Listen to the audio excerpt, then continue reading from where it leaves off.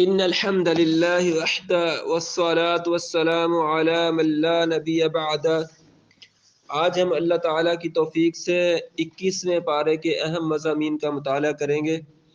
21ویں پارے کا آغاز سورۃ العنکبوت کی آیت نمبر 45 سے ہوتا ہے۔ اللہ رب العالمین فرماتے ہیں اعوذ باللہ السمیع العلیم من الشیطان الرجیم من ہمزہ ونفخہ ونفثہ بسم اللہ الرحمن الرحیم اتل ما اوحی الیک من الکتاب واقم الصلاة ان الصلاة تنہی عن الفحشاء والمنکر ولذکر اللہ اکبر واللہ یعلم ما تصنعون۔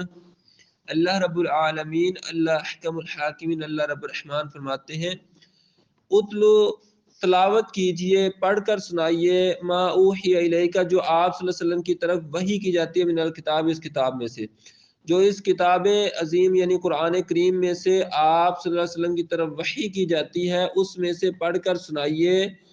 کیا چیزیں ہیں؟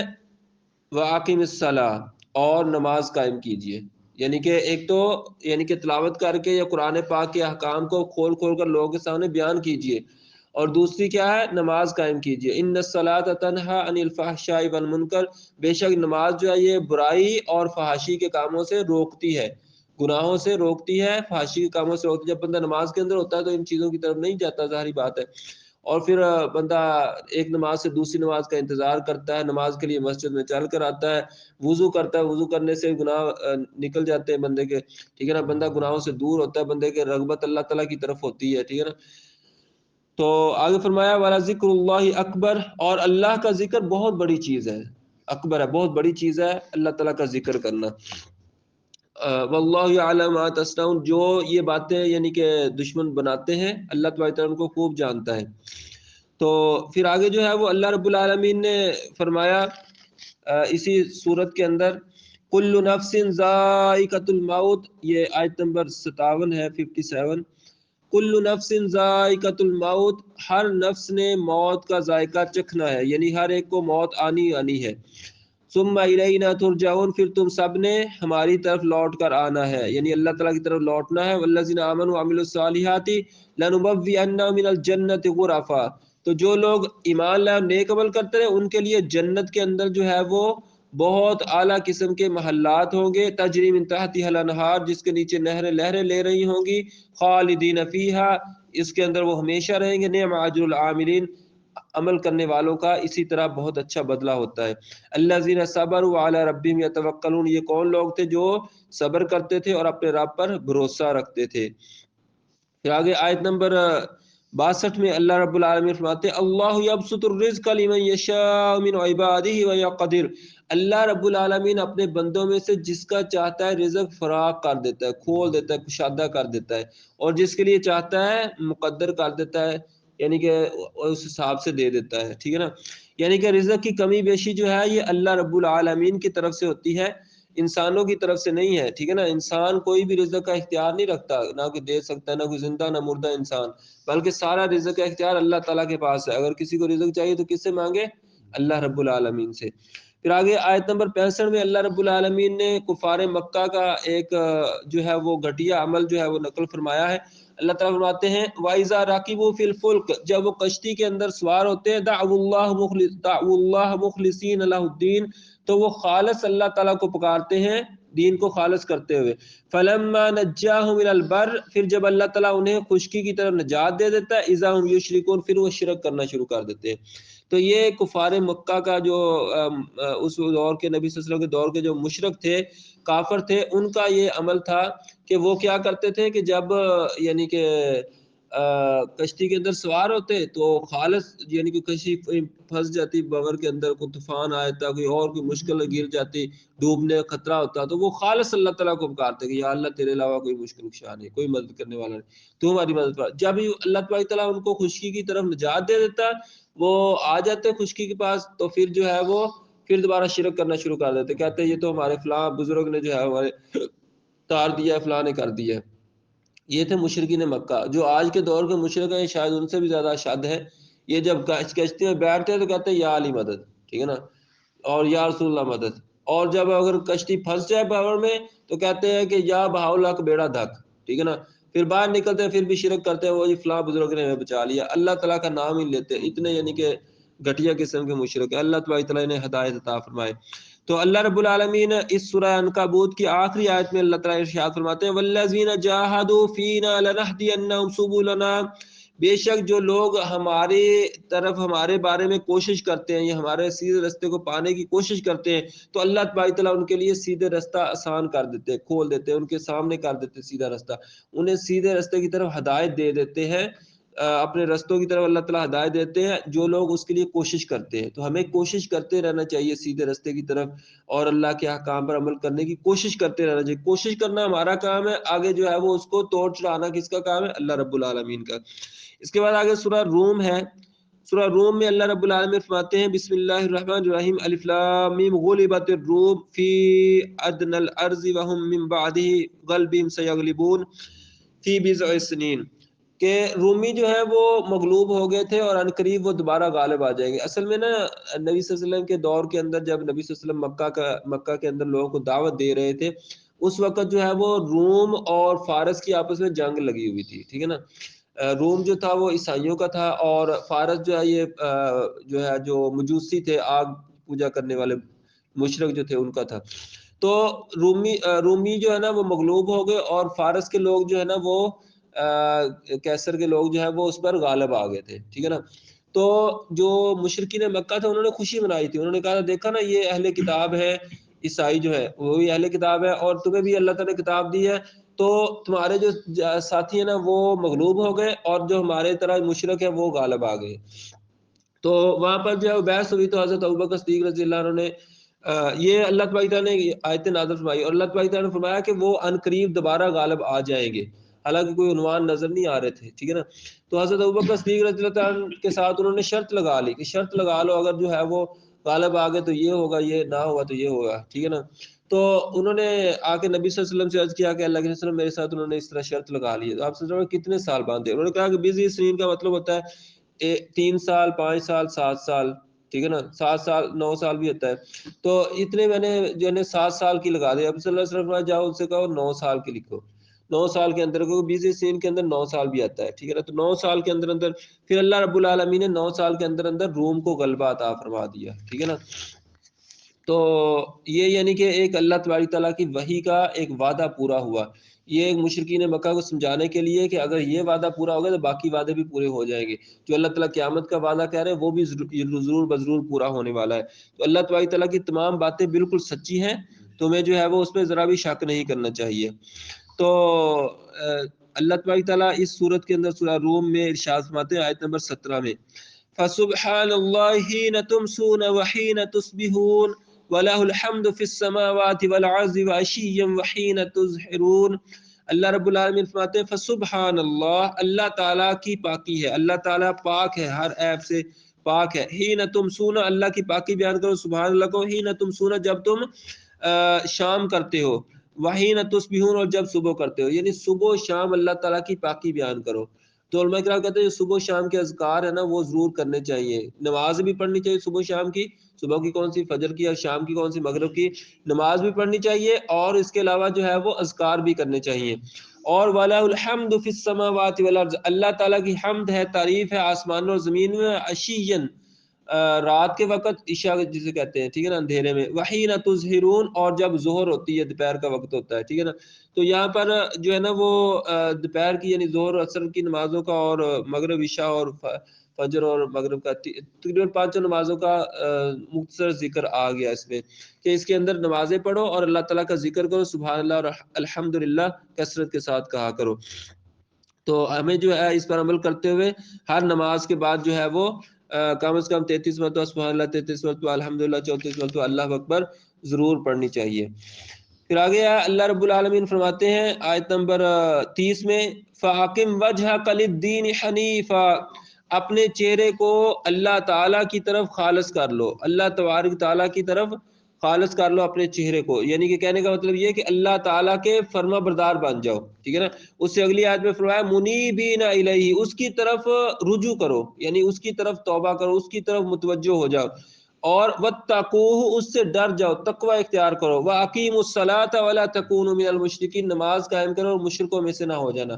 کیا مطلب جو نماز نہیں پڑھتے وہ مشرک ہے ایک طرح سے، ٹھیک ہے نا، یہ واضح الفاظ سمجھ میں آ رہے ہیں۔ واقیموا الصلاۃ ولا تکونوا من المشرکین نماز قائم کرو اور مشرکوں میں سے نہ ہو جانا، کیا مطلب جو نماز نہیں پڑھتے وہ مشرک ہے، ٹھیک ہے نا۔ تو نماز جو ہے یہ اس کی پابندی بہت زیادہ ضروری ہے۔ آگے اللہ تعالیٰ فرمایا کہ من الذین فرقوا دینهم وکانوا شیعا، ان میں سے بہت سے لوگ ہیں جنہوں نے جو فرقے ہو گئے اور گروہ بن گئے، شیعہ بن گئے، کل حزب بما لدیہم فرحون، اور ہر گروہ جو ہے اس پر خوش ہے جو ان کو ملا ہے، یعنی ہر گروہ نے ایک چیز پکڑ لی اور اسی پر خوش ہے، ٹھیک ہے نا۔ کسی نے جو ہے وہ ایک چیز پکڑ لی، ہم جی تبلیغ کریں گے اور بس اسی پر خوش ہے جی، اب سارا دین ہمارے پاس آ گیا۔ کسی نے کہا جی اب جو ہے نا وہ ہم جو ہے نا وہ حیا اور جو ہے یہ چیزیں کریں، کسی نے کہا ذکر کریں گے، کسی نے کہا جہاد کریں، کسی نے کہا یہ کریں، ایک چیز پکڑ کر نا فرقے ہو کے بیٹھ گئے۔ ایسے نہیں ہونا چاہیے۔ جو امت مسلمہ کے جو ناجی گروہ ہے یا اچھی جماعت ہے جو نجات پانے والی ہے 73 فرقوں میں سے، وہ کیا کرتے ہیں؟ پورے دین پر عمل کرتے ہیں، ایک حصے کو نہیں اٹھا کے لے جاتے بلکہ پورے دین پر عمل کرتے ہیں، ٹھیک ہے نا۔ قرآن کریم کی تمام آیات پر عمل کرنے کی کوشش کرتے ہیں، تمام احادیث پر عمل کرنے کی کوشش کرتے ہیں، تمام اعمال کو جو ہے وہ کرتے ہیں، ٹھیک ہے نا۔ اللہ تعالی ہمیں ان کے اندر شامل فرمائے۔ تو آگے اللہ رب العالمین فرماتے ہیں اسی صورت کے اندر سورہ روم میں اللہ رب العالمین فرماتے ہیں آخر کے اندر کہ فاصبر ان وعد اللہ حق، آپ صبر کیجئے بے شک اللہ تعالیٰ کا وعدہ بالکل سچا ہے، وَلَا يَسْتَخِفَّنَّكَ الَّذِينَ لَا يُوقِنُونَ، اور جو لوگ یقین نہیں رکھتے وہ کہیں آپ کو پھسلا نہ دے، یعنی کہ بہکا نہ دے، ٹھیک ہے نا۔ ظاہری بات جو کافر ہے وہ ان کی تو چالیں ہوتی ہیں، وہ پھسلانے کی کوشش کرتے ہیں، تو ہمیں جو ہے وہ صبر کا ایک مطلب ہوتا ہے ڈٹ جانا، نیکی پر ڈٹ جانا، برائی سے بچے رہنا، یہ بھی صبر ہوتا ہے، اور جو مشکلات آتی ہیں اس پر بھی صبر کرنا اور اللہ تعالیٰ کے وعدوں کو یقین رکھنا۔ پھر اس کے بعد آگے سورہ لقمان ہے۔ سورہ لقمان جو ہے اس کی آیت نمبر 3 کے اندر، آیت نمبر 6 کے اندر اللہ رب العالمین فرماتے ہیں من الناس ومن الناس من یشتری لہو الحدیث لیضل عن سبیل اللہ بغیر علم، بہت سے لوگ ہیں جو ایسی بیہودہ چیزیں خریدتے ہیں یا کھیل تماشے کی چیزیں خریدتے ہیں تاکہ اس کے ذریعے سے لوگوں کو سیدھے رستے سے گمراہ کرے بغیر علم کے۔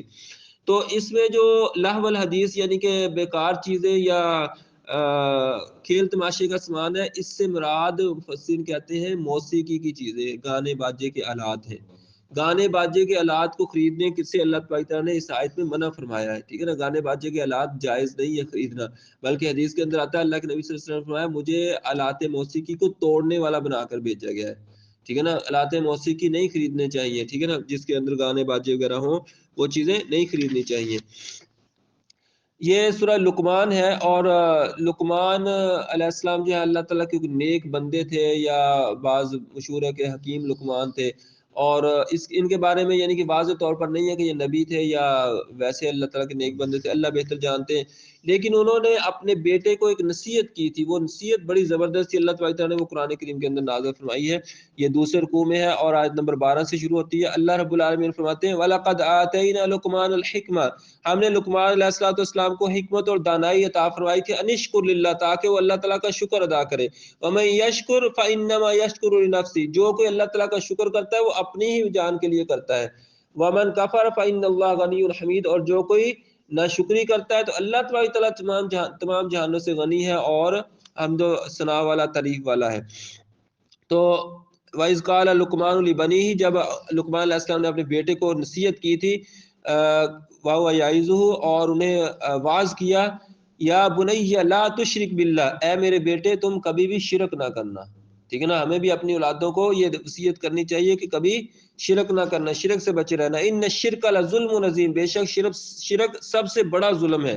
وَوَصَّيْنَا الْإِنسَانَ بِوَالِدَيْهِ، اللہ تعالیٰ نے انسان کو اپنے والدین کے ساتھ، خاص طور پر والدہ کے ساتھ اچھا سلوک کرنے کا حکم دیا کہ اس کی ماں نے اس کو تکلیف پر تکلیف سہ کر جنم دیا، اور اس کو جو ہے وہ دودھ پلانا، اور جو ہے وہ 2 سال کی مدت ہے، وَفِصَالُهُ فِي عَامَيْنِ، اور 2 سال اس کو دودھ پلانا ہے، ٹھیک ہے نا۔ اس آیت سے یہ سمجھ میں آتا ہے کہ بچے کو دودھ پلانے کی مدت کیا ہے، مدت رضاعت 2 سال ہے۔ بعض مولوی کہتے ہیں 2.5 سال ہے، وہ غلط کہتے ہیں. اللہ تبارک تعالیٰ قرآن پاک میں فرماتے ہیں 2 سال ہے. تو آگے فرمایا کہ یا بنی اقم الصلاۃ، یہ آیت نمبر 17. یا بنی اقم الصلاۃ، اے میرے بیٹے نماز قائم رکھنا. وامر بالمعروف، اور نیکی کا حکم کرتے رہنا. ونہا عن المنکر، اور برائی سے منع کرتے رہنا. واصبر علی ما اصابک، جو تجھے کوئی تکلیف پہنچے اس پر صبر کرنا. ان ذالک من عزم الامور، یہ بہت ہی اچھے کام ہے، یعنی کہ اعلیٰ عزم والے کام ہیں. ٹھیک ہے نا. تو عزم والے کام کون کون سے ہیں؟ نماز قائم کرنا، نیکی کی دعوت دینا، برائی سے منع کرنا اور صبر کرنا. تو آگے اللہ تعالیٰ فرماتے ہیں کہ انہوں نے یہ بھی کہا تھا کہ زمین کے اندر چلنا تو ولا تمشی فی الارض مرحا، اکڑ کرنا چلنا زمین پر. ٹھیک ہے نا. تو اسی طرح بات کرنے کے حوالے سے بھی انہوں نے اپنے بیٹے کو نصیحت کی کہ تم جو ہے وہ واغضض من صوتک، اپنی آواز کو نیچے رکھنا، یعنی بہت اونچی آواز میں چیخ چیخ کرنا بولنا. ان انکر الاصوات لصوت الحمیر، بے شک سب سے اونچی آواز جو ہے وہ گدھے کی آواز ہوتی ہے، وہ چیخ چیخ کر بولتا ہے. ٹھیک ہے نا. تو اس سے تم یعنی کہ گدھے کی طرح نہ بولنا. پھر یہ جو صورت ہے سورہ لقمان، اس کے آخری رکوع میں اللہ رب العالمین فرماتے ہیں آخری آیت کے اندر، ان اللہ عندہ علم الساعۃ، بے شک قیامت کا علم اللہ رب العالمین کے پاس ہے. وَيُنَزِّلُ الْغَيْثَ، وہی بارش برساتا ہے، اللہ تعالیٰ ہی بارش برساتا ہے. وَيَعْلَمُ مَا فِي الْأَرْحَامِ، جو رحم کے اندر ہوتا ہے یعنی کہ ماں کے پیٹ میں، وہ بھی اللہ تعالیٰ ہی جانتا ہے. وَمَا تَدْرِي نَفْسٌ مَاذَا تَكْسِبُ غَدًا، کوئی شخص نہیں جانتا کہ وہ کل کیا کمائے گا، کیا کل اس کے ساتھ ہونے والا ہے، کوئی نہیں جانتا. ٹھیک ہے نا. کل کیا ہونے والا ہے، اگلے دن کے بارے میں، غیب کی خبریں یا مستقبل کے بارے میں کوئی نہیں جانتا، صرف اللہ تعالیٰ جانتا ہے. وَمَا تَدْرِي نَفْسٌ بِأَيِّ أَرْضٍ تَمُوتُ، کسی شخص کو نہیں پتا کہ اس نے کس سرزمین میں مرنا ہے، کون سی زمین میں اس کو موت آئے گی. ٹھیک ہے نا. اللہ تعالیٰ بہتر جانتے ہوتے ہیں نا. اب وہ پرسوں چوتھ وہ جا رہا تھا بیچارہ، سمندری کا بندہ تھا، فیصلہ آباد میں جا رہا ہے، سڑک پر موٹر سائیکل چلا رہا ہے اور ڈور پھری ہے، اور وہیں پر جو دیکھتے دیکھتے وہ حالانکہ دیکھ لے جہاں اللہ تعالیٰ نے جس جگہ لکھی ہے نا موت، خواہ کسی روڈ پہ لکھی ہے، خواہ کسی ہاسپٹل میں لکھی ہے، گھر میں لکھی ہے، کہیں کھیت میں لکھی ہے، جہاں اللہ تعالیٰ نے لکھی وہاں آ جانی ہے. ٹھیک ہے نا. اللہ تعالیٰ کے علاوہ کوئی نہیں جانتا کون سی سرزمین میں کس نے مرنا ہے. پھر اس کے بعد آگے سورہ سجدہ ہے. سورہ سجدہ جو ہے یہ بہت اچھی صورت ہے، 30 آیتیں اس کے اندر، 3 رکوع ہے. اور نبی کریم صلی اللہ علیہ وسلم جمعے والے دن جو ہے فجر کی نماز کی پہلی رکعت میں اس کو تلاوت کیا کرتے تھے. اور اس کے علاوہ نبی صلی اللہ علیہ وسلم کے بارے میں آتا ہے کہ آپ صلی اللہ علیہ وسلم رات کو سونے سے قبل ضرور سورہ سجدہ اور سورہ ملک تلاوت کرتے تھے. اور فرمایا کہ یہ دونوں صورتیں جو ہے قیامت کے دن سفارشی بن کر آئیں گی. تو یہ دونوں صورتیں ہمیں یاد کرنی چاہیے، یہ جو ہے نا زبانی یاد ہونی چاہیے اور روز پڑھنی چاہیے. اللہ تعالیٰ ہمیں پڑھنے کی توفیق عطا فرمائے. تو اس کی سورہ سجدہ کی آیت نمبر 4 میں اللہ تعالیٰ ارشاد فرماتے ہیں، اللہ الذی خلق السماوات والارض وما بینہما فی 6 ایام، اللہ رب العالمین نے آسمانوں اور زمین کو 6 دن میں پیدا فرمایا. ثم استوى علی العرش، پھر اللہ تعالیٰ عرش پر جا ٹھہرا.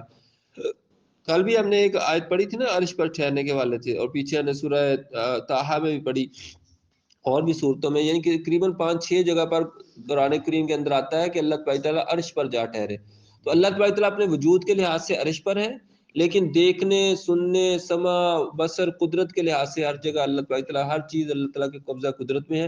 کوئی اللہ تعالیٰ سے کے قبضہ قدرت سے چیز باہر نہیں ہے، لیکن اللہ تبارک تعالیٰ اپنے وجود کے لحاظ سے عرش پر ہے. تو آگے جو ہے وہ اللہ رب العالمین فرماتے ہیں کہ یدبر الامر من السماء الى الارض ثم يعرج الیہ فی یوم کان مقدارہ الف سنۃ مما تعدون. یہاں الف سنۃ یعنی 1000 سال بیان فرمایا گیا ہے، اور آگے جو ہے وہ 29ویں پارے میں 50 الف سنہ یعنی 50,000 سال کے بارے میں فرمایا گیا کہ 50,000 سال کا وہاں ایک دن ہے اللہ تعالیٰ کے سامنے. پھر جو ہے وہ آگے ہے کہ اللہ رب العالمین نے اسی سورت کی آیت نمبر 17 میں ارشاد فرمایا، 16 میں، تتجافى جنوبهم عن المضاجع يدعون ربهم خوفا وطمعا ومما رزقناهم ينفقون. جو اللہ تعالیٰ کے نیک بندے ہیں، تتجافى جنوبهم، ان کے پہلو بستروں سے علیحدہ رہتے ہیں. بستروں سے علیحدہ رہنے کا کیا مطلب؟ راتوں کو جاگ جا کر اللہ کی عبادت کرتے ہیں. ہمارے جیسے جو ہے نا سست نہیں ہے کہ جو ہے نا وہ 8 تراویحیں بھی پڑھنی پڑے، گھنٹہ ایک لگتا ہے تو وہ بھی بندے جو ہے سستی کر جاتے ہیں. اس طرح کے نہیں، بلکہ اللہ کے نیک بندے کیا ہوتے ہیں، راتیں جو ہے نا گزارتے ہیں، یعنی بستروں سے ان کے پہلو علیحدہ رہتے ہیں. ٹھیک ہے نا. تو کثرت کے ساتھ بات کرنی چاہیے. یہ جو 10 دن ہے نا، یہ عشرہ آخری، اس میں تو نبی صلی اللہ علیہ وسلم اپنی کمر کس لیتے تھے، ٹھیک ہے نا. آپ صلی اللہ علیہ وسلم عبادت کے اندر جت جاتے تھے، محنت کرتے تھے. اللہ تعالیٰ ہمیں بھی توفیق عطا فرمائے. اور کیا کرتے ہیں جو اللہ کے نیک بندے، یدعون ربهم خوفا وطمعا، وہ خوف اور طمع کے ساتھ اللہ تعالیٰ کو پکارتے ہیں. یعنی ایک ہوتا ہے خوف کے ساتھ، یعنی کہ اللہ تعالیٰ سے ڈر بھی آخری درجے کا ہونا چاہیے، اور اللہ تعالیٰ سے امید بھی آخری درجے کی ہونی چاہیے. خوف بھی اور امید بھی دونوں کے درمیان میں. ایمان جو ہے نا وہ خوف اور امید دونوں کے درمیان میں ہے، ٹھیک ہے نا. تو اللہ تعالیٰ سے خوف بھی ہونا چاہیے، امید بھی ہونی چاہیے. جیسے وہ عمر بن عبدالعزیز رحمہ اللہ کا ایک قول آتا ہے کہ اگر آج آواز آ جائے نا آسمان سے کہ سارے انسانوں کو بخش دیا جائے گا، ایک بندہ جہنم کے اندر جائے گا یا ایک کو نہیں بخشا جائے، تو مجھے ڈر ہوگا کہیں وہ میں نہ ہوں. اور اگر آج اعلان ہو جائے کہ سارے لوگ جو ہے نا وہ جہنم میں جائیں گے، صرف ایک بندہ جنت میں جائے گا، تو مجھے امید ہوگی کہ وہ میں ہوں گا. یعنی کہ امید بھی آخری درجے کی اور ڈر بھی اللہ تعالیٰ سے آخری درجے کا ہونا چاہیے. آگے سورۃ الاحزاب ہے. سورۃ الاحزاب کے اندر اللہ رب العالمین نے بہت سارے، یعنی کہ اس دور کے اندر جو یہ مدنی صورت ہے، مدینہ منورہ میں جب نبی صلی اللہ علیہ وسلم نے دیکھا نا بہت سارے رسم و رواج پھیلے، ان کا اللہ نبی صلی اللہ علیہ وسلم نے رد فرما دیا. یہ آیت نمبر 4 ہے. یہاں اللہ تعالیٰ فرماتے ہیں ما جعل اللہ لرجل من قلبین فی جوفہ، اللہ تعالیٰ نے کسی انسان کے دل کے اندر، کسی مرد کے دل کے اندر دو دل نہیں بنائے. دو دل کسی کے بھی نہیں ہوتے، ایک ہی دل ہوتا ہے سب کا، ٹھیک ہے نا. تو کہنے کا مطلب یہ کہ اس میں ایک کافر تھا، وہ کہتا تھا کہ میرا دو دل ہے، ایک کافر ہے ایک مسلمان ہے. تو اس طرح نہیں ہوتا، ٹھیک ہے نا. جب بندہ کافر ہوتا ہے یا مسلمان ہوتا ہے، دونوں چیزیں علیحدہ علیحدہ ہیں، ٹھیک ہے نا. ایک وقت میں دو کام نہیں ہو سکتے. اور اس طرح فرمایا وما جعل ازواجکم اللائي تظاہرون منہن امہاتکم، جن اپنی بیویوں کو تم ماں کہہ بیٹھو تو وہ تمہاری مائیں نہیں بن جاتی، ٹھیک ہے نا. زہار جو ہے نا، یہ زہار کر دینا، زہار کہتے ہیں اپنی بیوی کو ماں کہہ بیٹھنا غلطی سے یا جان بوجھ کے. تو اس سے اس کا کفارہ ادا کیا تھا، وہ آگے سورۃ الممتحنہ میں آتا ہے، وہاں پر آتا ہے سورۃ المجادلہ میں، ٹھیک ہے نا. وہاں اللہ تعالیٰ فرماتے ہیں 28ویں پارے میں کہ وہ پھر جتنا یعنی کہ ایک روزہ توڑنے کا کفارہ ہے نا، اتنا ہی اس کا ہے کہ یا تو 60 روزے پیدل رکھے جائیں گے، یا 60 مسکینوں کو کھانا کھلایا، یا ایک گردن آزاد کی جائے گی. تو اس کا بھی کفارہ اتنا ہی ہے زہار کا. پھر آگے فرمایا کہ وما جعل ادعیاکم ابناکم، اللہ تعالیٰ نے تمہارے منہ بولے بیٹوں کو تمہارا حقیقی بیٹا نہیں بنایا، ٹھیک ہے نا. اس دور کے اندر ہوتا تھا کوئی اپنا منہ بولا بیٹا بنا لیتا نا، کسی کو بیٹا بنا لیتا تو اس کو پھر وہ حقیقی بیٹا سمجھتا. اللہ کے نبی صلی اللہ علیہ وسلم نے منع فرما دیا کہ حقیقی بیٹا نہیں سمجھنا، اس کے باپ کے ساتھ جو اس کا باپ ہے اسی کا نام اس کے ساتھ لگائیں، اور اپنا نام اس کے باپ کی جگہ نہ لگائیں، ٹھیک ہے نا. اور یہ بڑی سختی سے منع کیا گیا. بلکہ نبی صلی اللہ علیہ وسلم نے فرمایا جو شخص اپنے باپ کی جگہ کسی اور کا نام لگا دیتا ہے تو وہ جنت کی خوشبو بھی نہیں پائے گا، حالانکہ جنت کی خوشبو اتنی دور سے آئے گی، ٹھیک ہے نا. تو یہ بھی ایک یعنی کہ اس دور کے اندر برائی تھی، تو اللہ تعالیٰ نے منع فرما دیا. اس سورت کی آیت نمبر 6 کے اندر اللہ رب العالمین فرماتے ہیں النبی اولا بالمؤمنین من انفسہم، نبی صلی اللہ علیہ وسلم مومنوں کو ان کی جان سے بھی زیادہ عزیز ہے. یعنی ایک مومن بندے کو اپنی جان سے بڑھ کر نبی مکرم صلی اللہ علیہ وسلم کے ساتھ محبت کرنی چاہیے. اور حدیث کے اندر بھی آتا ہے صحیح بخاری شریف میں، اللہ کے نبی صلی اللہ علیہ وسلم نے فرمایا لا یؤمن احدکم حتی یکون احب الیہ من والدہ وولدہ والناس اجمعین، کوئی تم میں سے اس وقت تک مومن نہیں ہو سکتا جب تک مجھ سے اتنی محبت نہ کرے کہ اپنے والدین سے بڑھ کر، اپنی اولاد سے بڑھ کر، تمام انسانوں سے بڑھ کر، بلکہ اپنی جان سے بڑھ کر مجھ سے محبت نہ کرے. تو اس وقت تک بندہ مومن نہیں ہوتا. تو نبی مکرم صلی اللہ علیہ وسلم سے ہر چیز سے بڑھ کر محبت ہونی چاہیے. پھر آگے جو ہے سورۃ الاحزاب کا ذکر ہے اس سورت کے اندر. پھر آگے جو ہے وہ نبی مکرم صلی اللہ علیہ وسلم کی ازواج مطہرات کا ذکر ہے. یا ایھا النبی قل لازواجک، آپ اپنی بیویوں سے کہہ دیجئے کہ تم جو ہے وہ پردہ وغیرہ کیا کرو اور فحاشی سے دور رہا کرو. تو یہ کچھ احکام ہے. مزید آگے بھی اگلے پارے کے شروع میں بھی نبی مکرم صلی اللہ علیہ وسلم کی ازواج مطہرات کے بارے میں احکام ہے، وہ کل انشاءاللہ پڑھیں گے. اللہ رب العالمین سے دعا ہے اللہ تعالیٰ ہمیں کتاب و سنت کو سیکھنے، سمجھنے، عمل کرنے اور دوسروں تک پہنچانے کی توفیق عطا فرمائے. سبحانک اللہم و بحمدک اشہد ان لا الہ الا انت استغفرک و اتوب الیک.